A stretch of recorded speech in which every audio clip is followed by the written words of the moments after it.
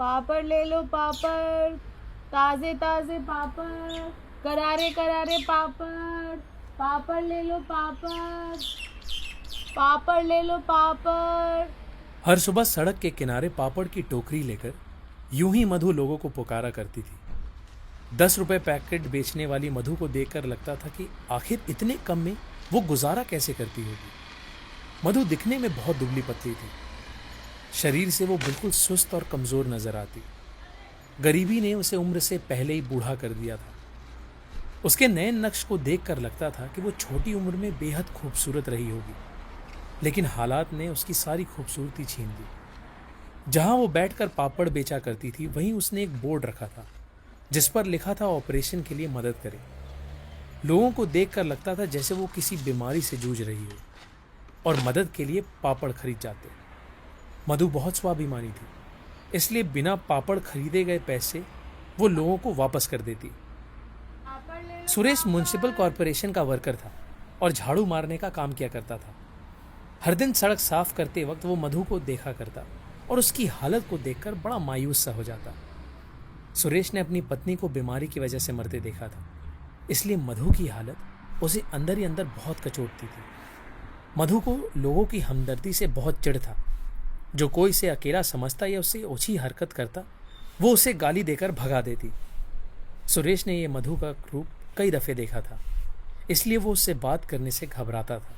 लेकिन मधु के चेहरे को देखकर उसे हमेशा लगता जैसे वो तकलीफ में है और किसी भी तरीके से वो उसकी मदद करना चाहता था। एक दिन पापड़ खरीदने के बहाने सुरेश ने मधु के पास जाकर उससे कहा, अच्छा एक पापड़ देना। कितने हुए? 10 रुपए।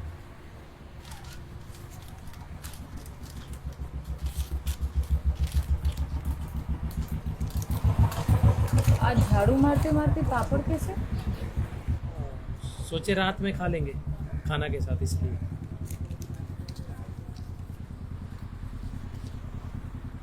अच्छा तुमसे एक बात पूछे? यही पूछेगा ना, कैसा बीमारी, कौन सा ऑपरेशन, मैं पापड़ काय को बेचती है, मर्द है घर में अकेली रहती है, चल मेरे साथ में तेरी मदद करेगा, यही पूछेगा ना। साला सबके सब मर्द एक जैसे, अकेली औरत देखी नहीं कि मुंह मारना चालू।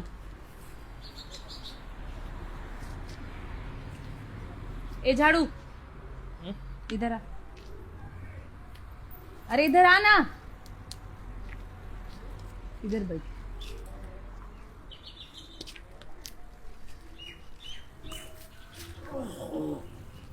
देख, मैं गुस्से में कुछ ज्यादा ही बोल गई। मेरे को ना ये मर्द लोगों से बहुत चिढ़ है। ये साले सबके सब ठरकी होते हैं, इसलिए मेरे को लगा कि तू भी कुछ वैसा ही बोलेगा। बोल, क्या पूछना है तुझे? ये मर्द लोग से इतना नफरत क्यों? क्या बोलूँगा मैं तेरे को झाड़ू? मेरी इस हालत का जिम्मेदार ही एक मर्द है, इसलिए मेरे को सारे मर्द हरामी लगते हैं। सबको सिर्फ अपनी हवस मिटानी होती है। उनके लिए औरत एक सामान की तरह है, जिसको जैसा चाहते हैं वैसा इस्तेमाल करते हैं। मेरा बाप साला एक नंबर का बेवड़ा था। माँ को तो मैंने कभी देखा ही नहीं। मेरे बाप से पाला नहीं गया तो कचड़े में छोड़ गया। मेरा दूसरा बाप ड्राइवर था, सरकारी बस चलाता था। वही मेरे को उस कचड़े से उठा के घर लेके गया। मेरे को शुरू से बहुत मारता पीटता था, और जब मैं बड़ी हुई तो मुझ पे गंदी नजरें डालने लगा। एक दो बार उसने कोशिश भी की, लेकिन मैंने उसकी एक ना चलने दी और फिर वहां से भाग गई और इधर बम्बई आ गई।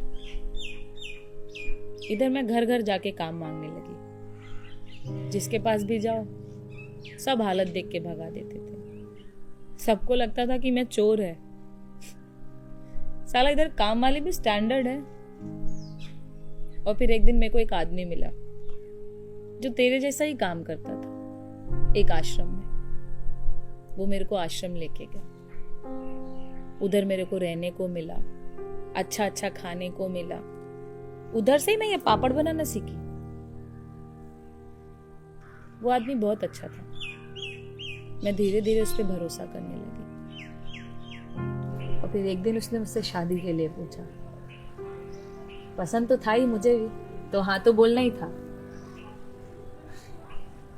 लगा अब सब कुछ ठीक हो जाएगा, लेकिन साला शादी के बाद तो जिंदगी और नरक बन गई। वो साला हर रोज अलग अलग औरतों के पास जाता, और जब मैं कुछ बोलती तो मेरे को मारता था, पीटता था, मेरे को गाली देता था, मेरे को घर में बंद करके रखता था,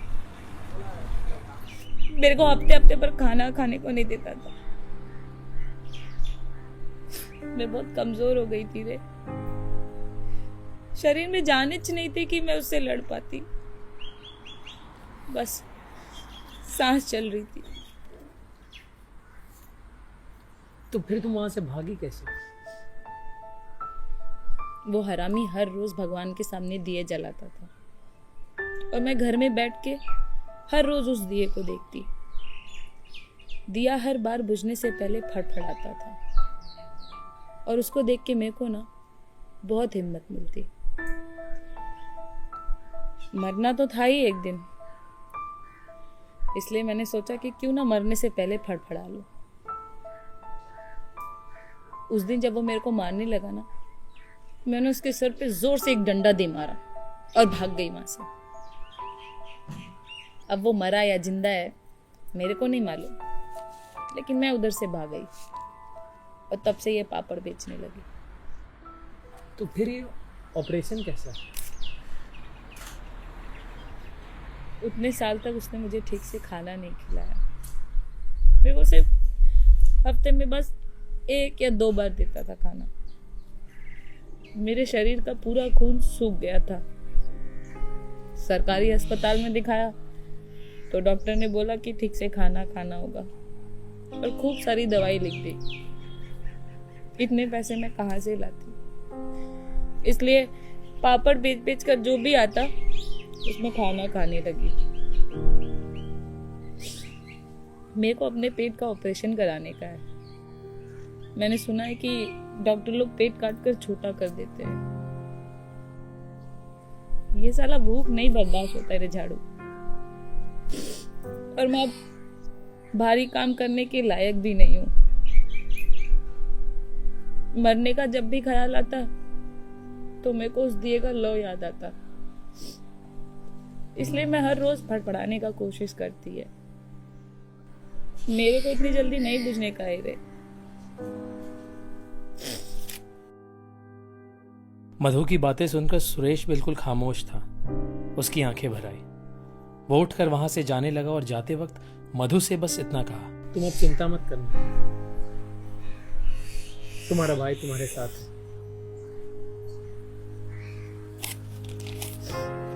चलता हूं।